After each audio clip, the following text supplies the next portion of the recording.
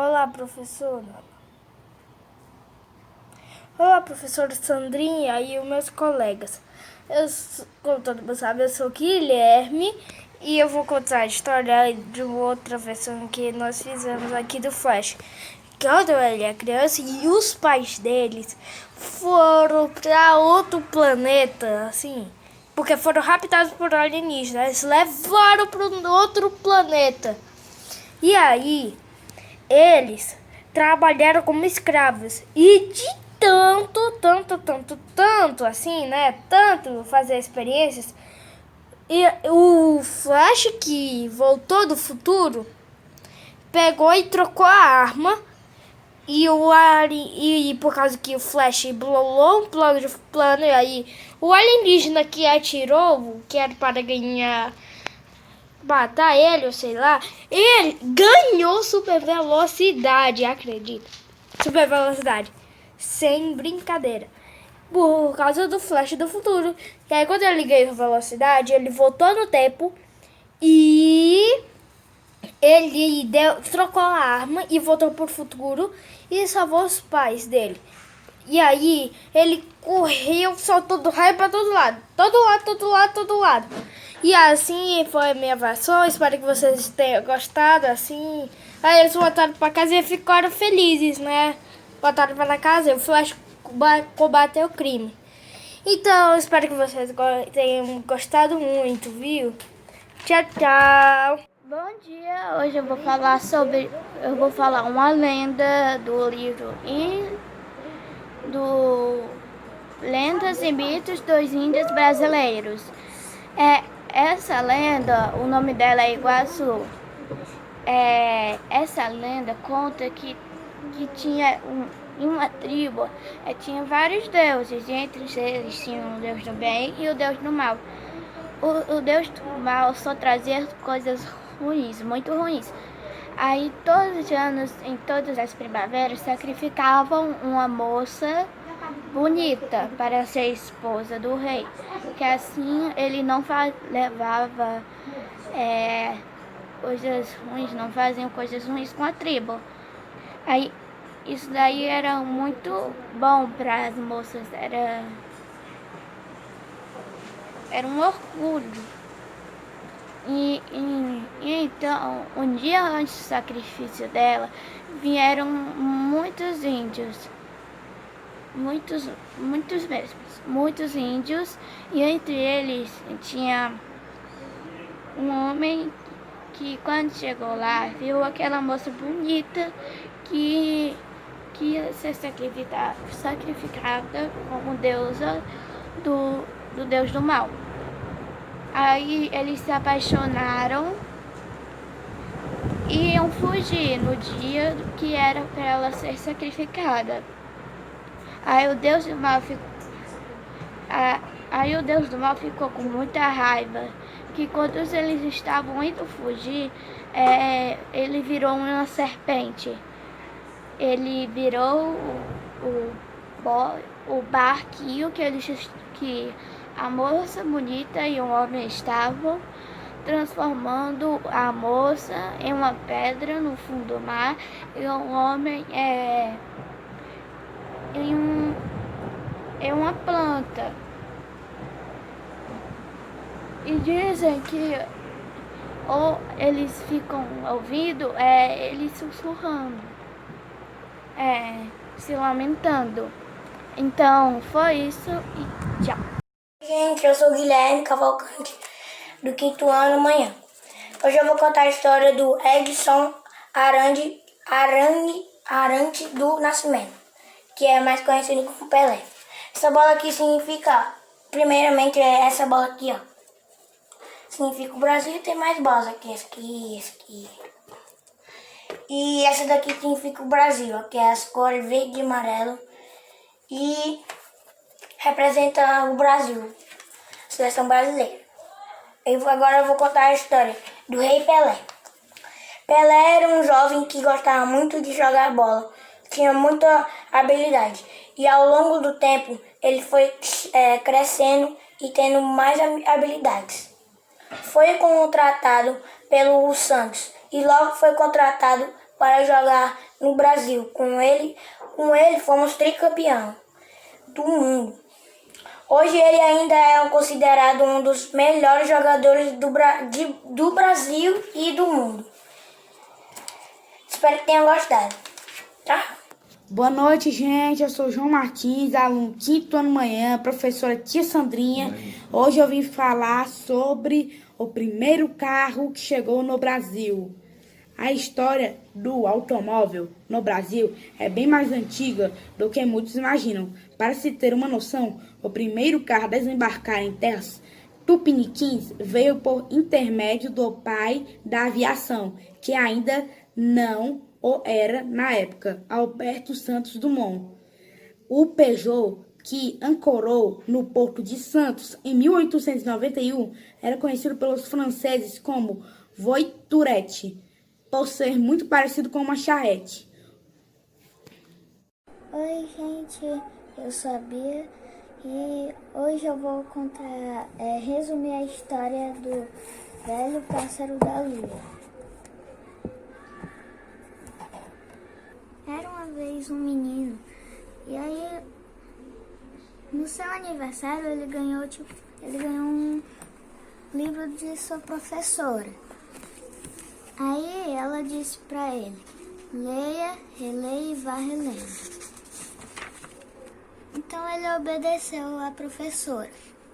Então todo dia ele lia um pouquinho da história, para ir saboreando de pouquinho em pouquinho. E ele também não queria que a história acabasse. Ele não largava o livro pra nada, nem pra almoçar, tomar banho e nem ajudar o pai no trabalho. O tempo foi se passando, aí o livro ele já estava se desgastando. Ele ficava amassado, até rasgava. Aí tinha até algumas frases que estavam apagadas. Então aí ele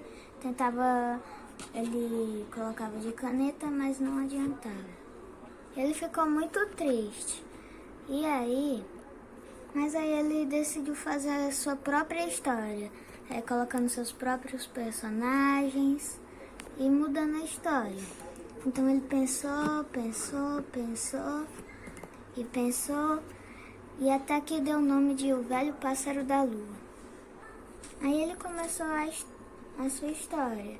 Aí no final do mês, sua história já estava pronta. 60 anos se passaram, ele já estava velhinho.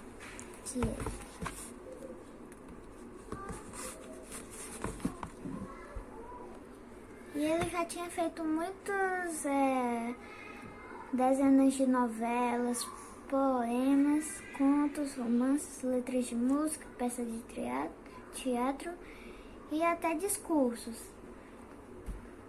Aí, como ele já estava idoso, ele não era mais convidado para debates,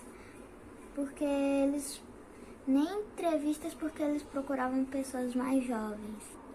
Um dia ele decidiu voltar para sua cidade natal para rever amigos, antigos companheiros de futebol e outros.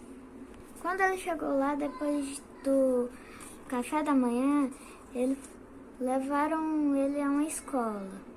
2 professoras haviam indicado um de seus livros para a leitura e faziam questão de sua presença entre os alunos.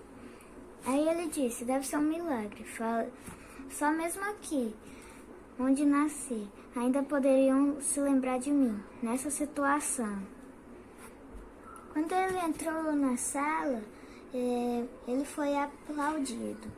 E aí ele viu todas as crianças com seu primeiro livro. Daí ele perguntou: por que escolheram justamente esse? O meu primeiro, o piorzinho e o mais penoso. Eu já até havia esquecido o esquecido. Meu Deus do céu. Mas aí ele não teve tempo de obter respostas, só perguntas. E o menino disse: qual é o seu personagem mais importante de todos os seus livros?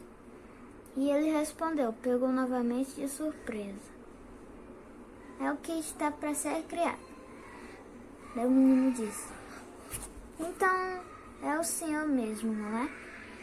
O menino quis saber. Aí o poeta olhou bem no fundo dos olhos brilhantes daquele menino e percebeu neles uma luz diferente. Uma luz de velas acesas, uma luz de quem tem fome e sede para aprender as coisas, mas as coisas por dentro das coisas. Aquelas que borbulham na alma e pedem para vir à tona. Aí ele disse, na verdade, filho, meu personagem mais importante é você. Eu não existo sem você. Você meu livro? Daí ele disse, não, eu não pude. Eu só quero o autógrafo do senhor para guardar de lembrança. Daí ele deu uma folha para ele assinar. Aí ele perguntou, hoje é seu aniversário? É sim, senhor, o menino disse, mas como você adivinhou?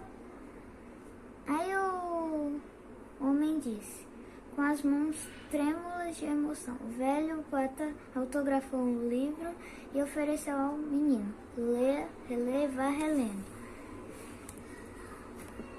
Então ele pensou que já podia morrer tranquilo, como um velho pássaro da lua. Aquele menino iria continuar sua história. Adivinhara um pedaço de sua vida e ficaria com ele para sempre. E teve a certeza final de que milagres realmente acontecem. Fim. Essa foi a história. Tá? Na véspera de Natal, Papai Noel pegou Covid-19, então todos começaram a se perguntar o que iam fazer para resolver o problema daquele Natal. Então, após uma reunião de elfos, os ajudantes do Papai Noel escolheram Miguel por ser mais próximo e já conhecer a rota daquele ano. Criaram um trenó para ele e colocaram as cenas que se chamavam Zeus, Jujuba, Light, Luna, Amor e Miojo. E assim ele trabalhou duro naquela noite inteira para que nenhuma criança ficasse sem presente de Natal e que uma magia tão bela nunca se acabe. E o Papai Noel se curou do Covid e assim desejo um Feliz Natal para todos com muita felicidade e proteção contra essa doença terrível, no caso do Covid. E fim. Eu sou no 5º ano manhã e hoje vim contar a história que eu mesma inventei. O nome dela é Sol e Lua.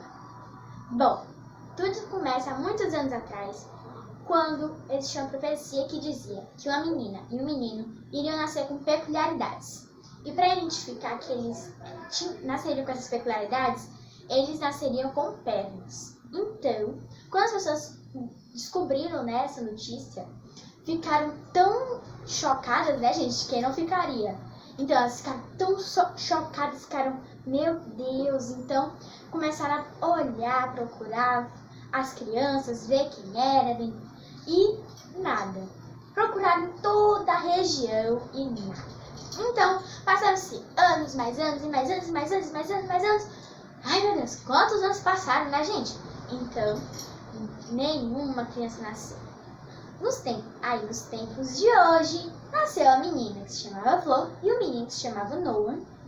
E eles dois nasceram com a perna. Então, os pais dele, quando viram, guardaram a perna. E quando começaram a se desenvolver, começaram a vir as peculiaridades, né, gente? Começaram a vir, ia e voltava. E quando eles ficaram com 8 anos de idade, eles ficaram assim, ó, gente. Com essas pequenas peculiaridades que não tinha na família deles. Por isso que eles eram crianças especiais, com algumas peculiaridades. Então, uma noite, quando ela fez 18 anos e ele também, ela viu ele, a cor dos olhos dele virou a cor dos olhos dela, e a cor dos olhos dela virou a cor dos olhos dele. E eles desmaiaram. E, nesse mesmo tempo, se apaixonaram. Então, numa noite, quando ela quis ver ele novamente, mas não podia, ela pedia para a Lua para ela ver novamente ele, e nessa mesma hora, ela foi puxada lá para a lua. E no outro dia, sem ele pedir nada, ele também foi puxado lá para o sol.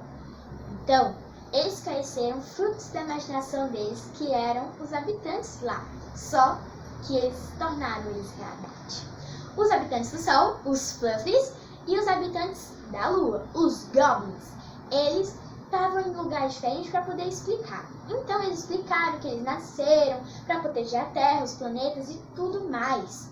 Então explicaram que eles tinham inimigo, os Goldins. Os Goldins eram criaturas que queriam explodir os planetas. Sério, gente, né? Não, que horrível, né? Que triste, né, também, gente? Aí, com o poder dela, começando a treinar, conseguiu os poderes dela, e ele também conseguiu treinar, fazer um monte de coisa, conseguiram conquistar seus poderes. E então, um dia, quando eles quiserem destruir a Terra, eles juntaram forças. A Flor e o Noah juntaram forças nesse dia e mataram os Goldins. Mas antes deles matarem, a Terra estava toda preta. Sério, gente, o céu estava todo preto. Muito triste. E quando eles juntaram os poderes e mataram, o sol voltou a brilhar e caíram várias gotinhas douradas e brancas. E eles foram coroados. Ela foi coroada princesa do sol e ele o príncipe da lua. E essa foi a minha história. Um beijo, gente. Tchau! Era uma vez dois irmãos que moravam no Polo Sul. Um menino atrapalhado e uma menina que dobrava a água. Um dia eles conheceram um menino chamado Eng.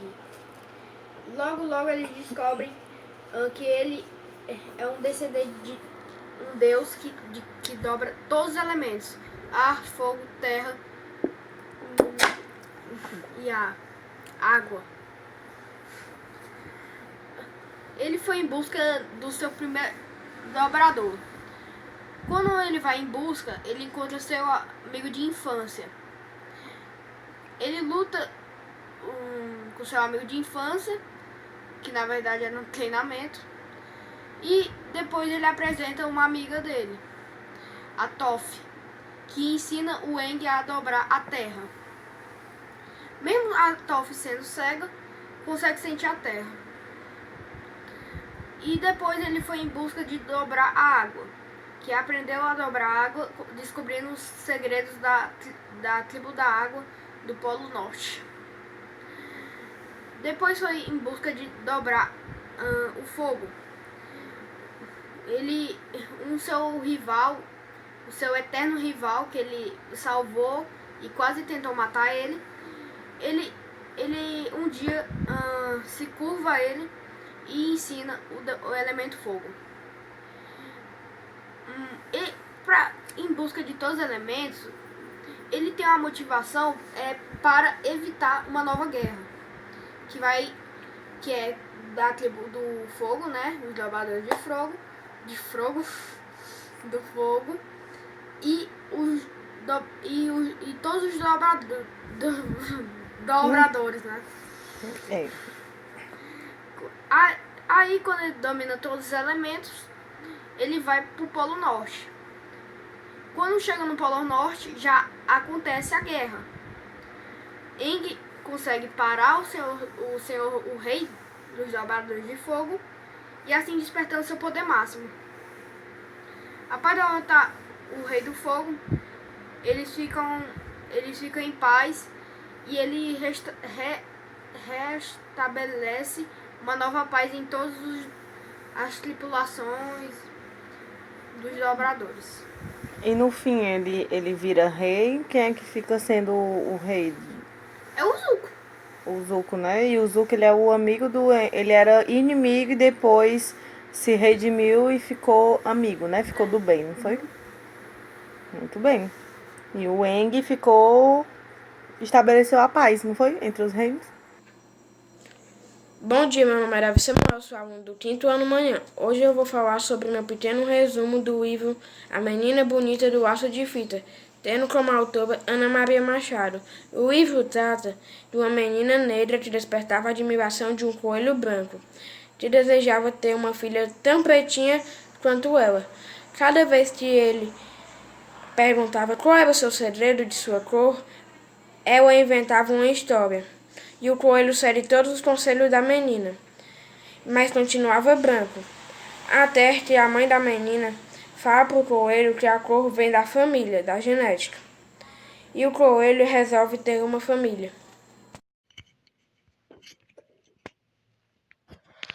Depois da descoberta do Brasil em 1500, o governo português receava perder as terras recém-encontradas do território brasileiro.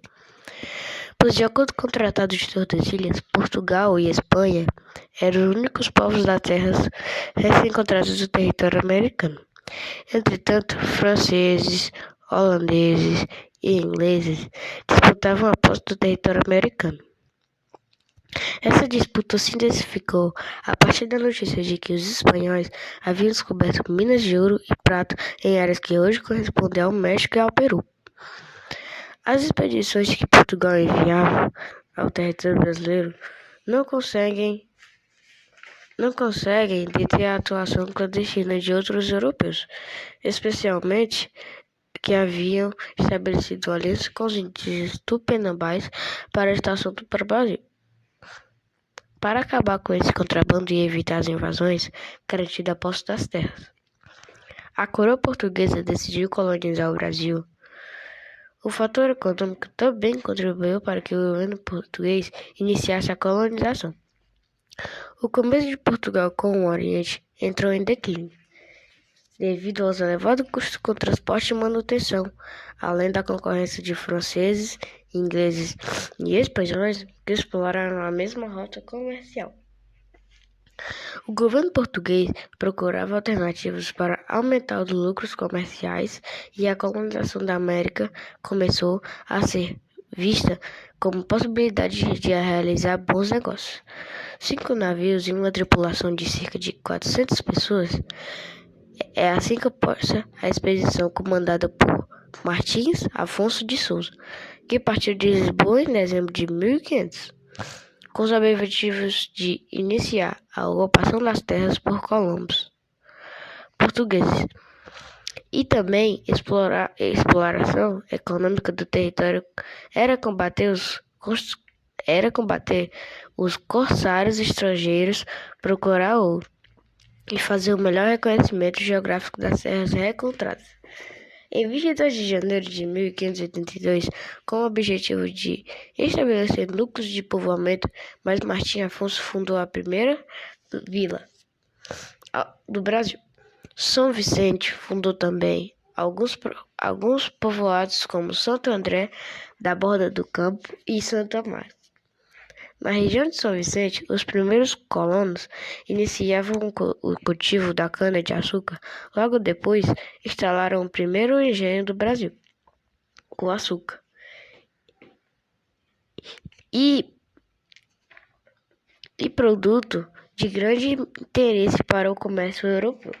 Por meio dele, seria possível organizar o cultivo permanente do solo, iniciando o povoamento sistemático da colônia, ao decidir implantar as empresas açucareira no Brasil. Portugal deixou a atividade predatória de extração do pau-brasil e iniciar a montagem de uma organização produtiva dentro das diretrizes do sistema colonial. Deu-se assim o início da expansão da colonização brasileira. Acabou, tia. Eu espero que eu tenha te ajudado com esse vídeo a entender como se deu o processo de colonização brasileira a partir de 1500. Muito obrigado. 1530, né? Muito obrigado por vocês terem assistido esse vídeo. Um grande abraço. Fique com Deus. Oi, meu nome é Beatriz. Eu sou aluna do 5º ano manhã. Eu vim falar sobre como ter prudência. Prudente é aquele que age sempre com moderação e procura não cometer erros, pois busca fazer as coisas de forma correta e justa. Ajudar e respeitar todos que estão ao seu redor. Atravessar a rua na faixa de pedestres e obedecer todas as regras de trânsito. Ajudar os necessitados na rua. Cumpre com suas obrigações diárias, como por exemplo, ir à escola, fazer a lição de casa e brincar na hora certa. Saber o momento certo de falar e ouvir durante as tarefas de grupo e também sabe olhar se alguém necessita de ajuda. É organizador e cuidadoso, zela por seus pertences e não estraga o dos outros. Sabe guardar cada coisa em seu devido lugar, jogar lixo no lixo e saber reciclar. Se achar algum objeto que não lhe pertence, pense em quem o perdeu e no tanto que ele deve estar triste. Então, busca saber quem é o dono para poder devolver. Quando fazemos as coisas com cuidado e sensatez, pensamos bem antes de tomar qualquer atitude, agimos com prudência e conquistamos a confiança de todos. A prudência é um de nossas mais importantes virtudes. Como somos prudentes, temos paciência e respeitamos os outros. E principalmente convivemos bem e muitas mais felicidades. Espero que vocês tenham gostado do meu vídeo e tchau! Da história O Papai Noel Existe? Era noite de Natal, Lucas gosta muito do Papai Noel, mas seus amigos falam que é mentira. Ele diz que o Papai Noel existe. Então Lucas resolveu ficar a noite toda acordado para ver o Papai Noel. Preparou um leite quente e biscoitos, mas ele estava muito com sono e ele adormeceu. Quando ele acordou, ficou surpreso porque o leite e o biscoito sumiram. Ele falou para sua mãe que o Papai Noel tinha ido à sua casa, mas a mãe não acreditou. Falou para seus amigos, mas eles não acreditaram. Lucas ficou triste porque ninguém acreditava nele, mas ele se lembrou que trouxe uma câmera e ela tinha gravado tudo. Quando Lucas foi assistir, chamou seus amigos, mas na verdade quem tinha comido o leite e o biscoito foi o cachorro. Lucas ficou chateado porque pensava que era o Papai Noel, mas percebeu um gorro de Natal embaixo da mesa, então o Papai Noel veio aqui. Era uma vez uma Cupido. Ela recebeu uma missão para fazer uma garota gostar de um garoto. Bom, quando ela chegou à Terra, ela conheceu este garoto. Esse garoto conseguia ver ela. Ela fingiu ser uma humana. Desenhei aqui ela, ó, a aparência dela humana. Ela, quando conheceu o garoto, eles viraram bastante amigos. Começaram a sair para parques de diversões e por aí. Bom, ao longo do tempo, esse garoto pediu a ajuda dela para conseguir se declarar para sua amada. E meio que ela não se sentia bem, porque ela estava começando a gostar dele. Bom, quando ela começou a gostar dele, ela disse que isso era contra as regras do Cupido. Então, ela disse para ele que ia ajudar ele, mas por uma condição, se ele não contasse o segredo dela. Bom,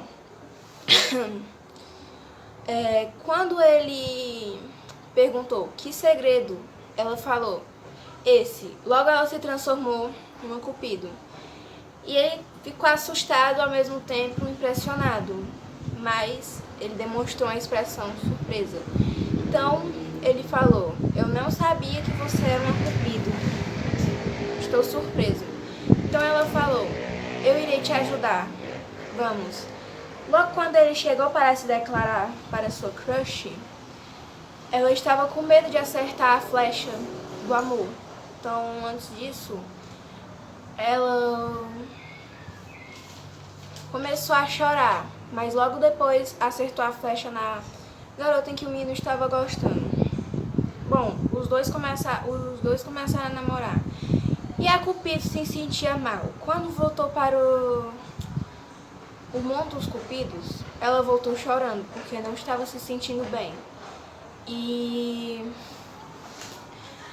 quando, ao passar do tempo, o garoto foi percebendo que não aguentava mais a sua namorada, porque ele não estava sentindo mais os sentimentos que ele sentia por ela. Sim, ele estava começando a gostar da Cupido. Percebeu ao longo do tempo que estava gostando dela. Então, os amigos da Cupido perguntaram por que ela se sentia mal ao longo desse tempo. E ela disse que estava gostando de um garoto e eles disseram que isso era contra as regras. Então, eles falaram com a rainha dos Cupidos e ela mandou ela para a Terra. Lá ela virou uma humana para sempre. Quando ela voltou, ela e esse garoto começaram a conversar e ela criou coragem para se declarar para ele. Quando ela falou isso, os dois começaram a namorar. Fim. Oi, meu nome é Daniel e hoje eu vou falar sobre a história da primeira multiplicação dos pães e peixes. E regressando os apóstolos, contaram-lhe tudo o que tinham feito. E tomando consigo, retirou-se para um lugar deserto de uma cidade chamada Betsaida. E, sabendo a multidão, o seguiu, e ele o recebeu. E falava-lhes do reino de Deus, e sarava os que necessitavam de cura. E já o dia começava a declinar. Então, chegando-se a ele, os doze disseram: despede a multidão, para que, indo aos campos e às aldeias ao redor, se agasalhem e achem o que comer, porque aqui estamos em um lugar deserto. Mas ele lhe disse: dai-lhes-vos de comer. E lhes disseram: não temos senão 5 pães e 2 peixes. Salve. Se nós próprios formos comprar comida para todo esse povo, porquanto estavam ali quase 5.000 homens. Disse então aos seus discípulos: fazeis-o assentar em grupos de 50 em 50. Assim o fizeram. Hoje eu vou contar uma história bem conhecida, que é a dos 3 porquinhos. Só que versão Turma da Mônica. É um clássico. Então vamos começar a ler a história. Era uma vez uma família de porquinhos. Dona Porca e seus 3 filhos, Heitor, Cícero e Prático. Heitor e Cícero eram muito preguiçosos, só pensavam em descansar e fugiam dos afazeres da casa, enquanto Prático e a mãe trabalhavam muito para manter tudo em ordem. Dona Porca estava muito preocupada com a falta de responsabilidade dos filhos, então tomou uma decisão importante e chamou os 3. Queridos, já está na hora de vocês aprenderem a importância do esforço e a sobreviver sozinhos. Assim, cada um deve ir e construir sua própria casa para viver. Use material resistente, senão vão virar comida de lobo. Cuidem-se. Aqui as imagens.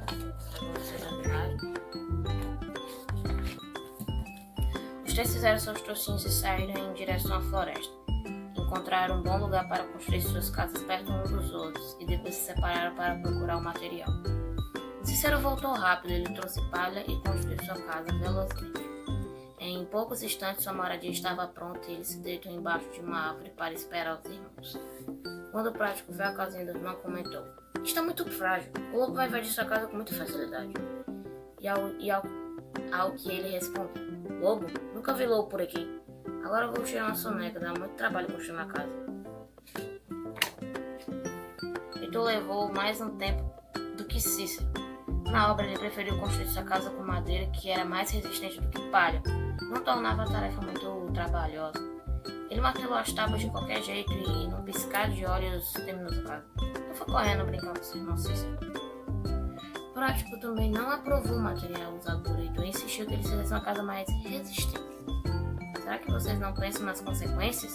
Essas casas podem ser derrubadas com facilidade. Você é muito medroso, Prático. Quem tem medo de lobo? Respondeu Heitor. E saíram pulando e cantando pela floresta sem se preocupar com mais nada. Prático nem ligou para a zombaria dos irmãos e resolveu construir sua casinha com tijolos e cimento.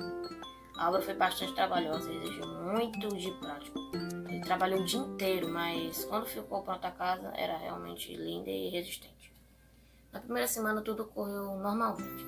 Porém, a notícia de que os porquinhos viviam sozinhos se espalhou logo pela floresta e o lobo resolveu ir até lá para ver se isso era verdade.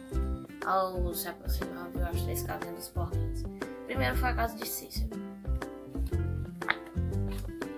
Quando viu que a casinha era de palha, pensou: este porquinho está no papo. Uma casa de palha eu derrubo num minuto. Mas para poupar seu trabalho, bateu na porta e ameaçou: oi, porquinho, abra esta porta, estou aqui para visitar você. Cícero estava assustado, ele sabia que o verdadeiro desejo do lobo malvado era devorá-lo. Então tomou com coragem e disse: vá embora, seu lobo cruel, aqui você não vai entrar. Ah, é, porquinho? Pois vou soprar e bufar, e sua casa eu vou derrubar. Então o lobo estufou o peito, encheu os pulmões de ar, soprou, e a casa desmoronou. O sol restou, a Cícero correu para a casinha de Heitor. O lobo perseguiu o porquinho, mas a porta da casa de madeira foi fechada antes que ele chegasse. O vilão então bateu na porta e disse: vamos poupar trabalho, abram logo esta porta. Quero entrar e lanchar 2 porcos de uma vez. Vá embora, seu lobo bobo. Desta vez a porta é firme de madeira, você não passa. Gritaram Cícero e Heitor. Ah, é, porquinhos? Pois eu soprar e bufar e sua casa eu vou derrubar. O lobo estufou o peito, encheu os pulmões, soprou a casa mal construída desmoronou. Cícero e Heitor, que corriam muito rápido, foram desesperados para a casa de Prático. Novamente eles chegaram antes do lobo e fecharam a porta. Ele ficou surpreso, pois a casa era feita de tijolos. Então bateu na porta e gritou: abram a porta, aqui você não entra, afirmou Prático. Esta casa foi feita com material muito resistente. Aí, porquinhos, pois eu soprar e bufar, sua casa eu vou derrubar. E o lobo estufou o peito, encheu os pulmões, soprou e nada. A casa não se mexeu nem um pouquinho. Os porquinhos comemoraram animados enquanto o lobo tentava derrubar a casa. Sem conseguir Prático, muito esperto, logo alertou: os lobos não desistem tão facilmente, vamos ficar de olho. Quando olharam pela janela, viram um lobo com uma escada, que ele usou para entrar pela chaminé da casa. Os irmãos atearam fogo na lareira que assim desceu pela chaminé e seu cara tocou nas chamas. O lobo imediatamente gritou e saiu em disparado. Dizem que ele continuou correndo apavorado até hoje. Desde então, nunca mais o lobo voltou. Cícero e Heitor aprenderam a lição e também construíram suas casas com tijolos, ajudados por Prático, que não guardou o rancor dos irmãos. E a mamãe porca veio morar perto deles, pois sabia que seus filhos tinham criado juízo e agora agiam como uma família. Então essa foi a história. A moral é que se a gente for preguiçoso, a gente pode ter umas consequências ruins. Então não seja preguiçoso, faça seus afazeres. Então é isso. Tchau, pessoal. Daí, alguns dias, ele voltou lá na casa da menina e perguntou outra vez: menina bonita do laço de fita, qual é o teu segredo para ser tão pretinha? A menina não sabia. Ele já estava inventando outra coisa, uma história de feijoada. Quando a mãe dela, que era uma mulata linda e risonha, resolveu se meter e disse: antes de uma só vó preta que ela tinha. Aí o coelho, que era bobinho, mas nem tanto, viu que a mãe da menina devia estar mesmo dizendo a verdade, porque a gente se parece sempre é com os pais, os tios, os avós e até com os parentes tortos. E se ele queria ter uma filha pretinha e linda que nem a menina, tinha que procurar uma coelha preta para casar. Não precisou procurar muito. Logo encontrou uma coelhinha escura como a noite que achava aquele coelho branco uma graça. Foram namorando, casando e tiveram uma ninhada de filhotes. Que coelho, quando desanda ter filhote, não para mais. Tinha coelho para todo gosto. Branco, bem branco, branco meio cinza, branco malhado de preto, preto malhado de branco. Até uma coelha bem pretinha que já sabe. A filhada da tal menina bonita que morava na casa ao lado.